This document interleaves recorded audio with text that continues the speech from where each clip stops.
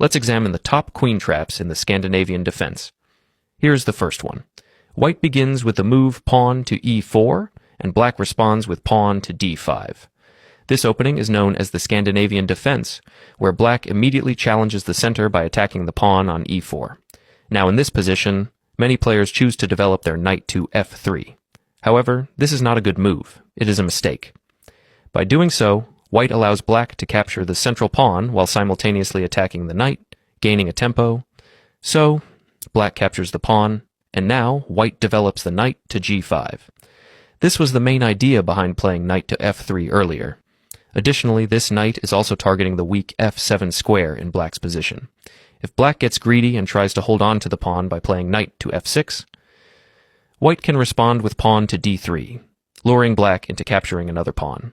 Since black now has doubled pawns on the e-file and likely wants to eliminate the extra e4 pawn, they might not hesitate to capture it. So black plays pawn takes d3, and white can recapture with the bishop. At this point, white is putting significant pressure on the pawn at h7, making black feel uncomfortable. In response, black might make the mistake of playing pawn to h6. You might be wondering why this is a blunder. The reason is that this move allows white to execute the brilliant knight takes pawn on f7, forking black's pieces. If black captures the knight with the king, he will immediately lose his queen after white plays bishop to g6 with check. The king can attempt to move back to its original square to protect the queen, but he is forced to capture the bishop, leading to the loss of the queen. That's a pretty cool trap to learn, right? So, if you enjoyed this, make sure to like this video and subscribe to my channel. Now, let's move on to the second one. Pawn to e4, pawn to d5, and here white decides to capture the pawn on d5 to bring the queen into play. So pawn takes pawn on d5, and queen takes pawn. Now white gains a tempo by simultaneously developing a piece while attacking the queen with knight to c3. If black moves the queen to the a5 square, white can continue with knight to f3, developing another minor piece and preparing for a quick kingside castling. Now if black makes the mistake of playing bishop to g4, thinking it is a good idea to pin the knight to white's queen, white can respond with pawn to h3. If black captures the knight with the bishop, white can recapture with the queen, immediately attacking the weak b7 pawn and indirectly targeting the trapped rook. At this point, what should black play? Black might try to block the attack by playing knight to c6, which seems like a natural move since it develops a piece and blocks the queen's attack. However, this is a mistake because white can now pin the knight to the king by playing bishop to b5.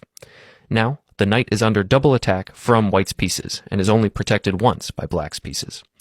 At this point, black will logically play queen to b6. However, this is another mistake. White can now completely shock black by playing knight to d5, attacking the queen while also eyeing the weak pawn on c7, setting up a potential fork on black's pieces. Since the queen is under attack, it will move to a5, but now white can trap the queen by playing pawn to b4. The queen can capture this pawn since it's protected by the knight. However, if black captures the bishop, white still has a winning move. White can now play knight to c7 with check, forking 3 of white's pieces. The king moves to d8, and now black's queen is lost. Now let's move on to the third trap. The game begins with pawn to e4, pawn to d5. White captures the pawn, and black recaptures with the queen. Now, white plays knight to c3, attacking the queen. The queen moves to a5, and here white can play an interesting move, pawn to b4. The idea behind this move is that white is sacrificing a pawn to activate the rook along the file, while also opening up lines for the dark squared bishop. If black fails to recognize this plan and greedily captures the pawn, white can respond with knight to b5, threatening to fork black's pieces. Black will likely move the queen back to a5 to defend the weak pawn on c7, but at this point, black doesn't realize that they are slowly falling into white's trap. White can now play bishop to c4, targeting the weak pawn on f7. At this point, black might play pawn to c6, which is the most common move in this position and has been played by thousands of players. However, this is actually a blunder. Why is this move a mistake? Because white can now play bishop takes pawn on f7 with check. If black's king captures the bishop, white can immediately launch an attack with queen to h5, delivering a check. Black will most likely try to block the check with pawn to g6, but this move leads to the loss of black's queen. Can you find the winning move for white here?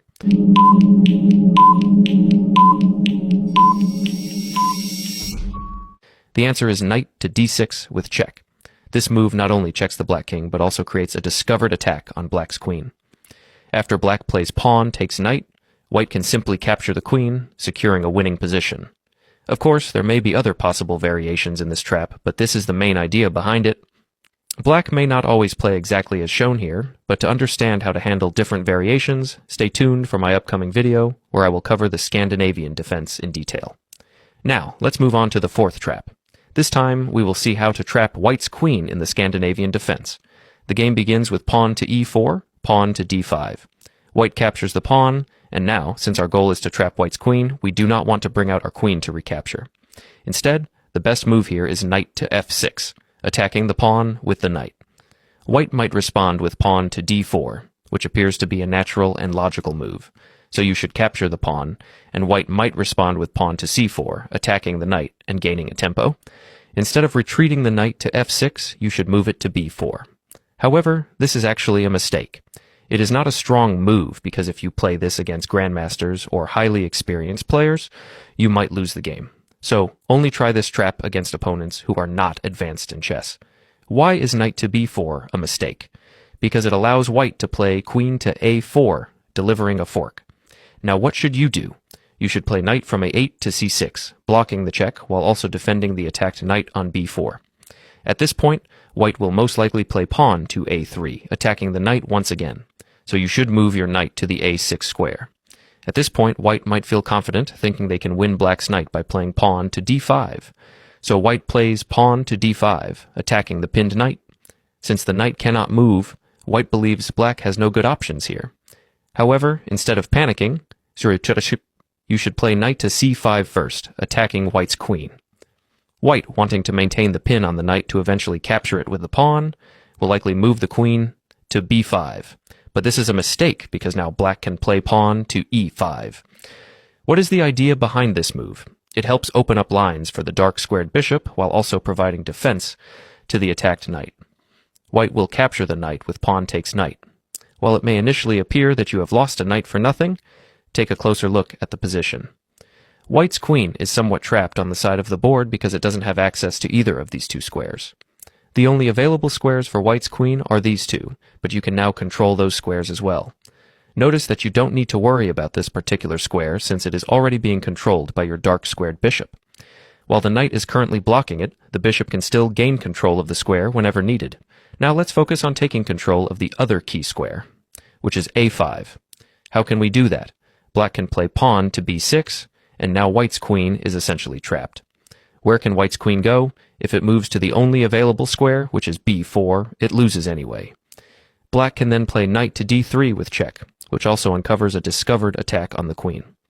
If white captures the knight with bishop takes knight, black can follow up with bishop takes queen, leading to the loss of white's queen. I hope you found these traps helpful in the Scandinavian defense.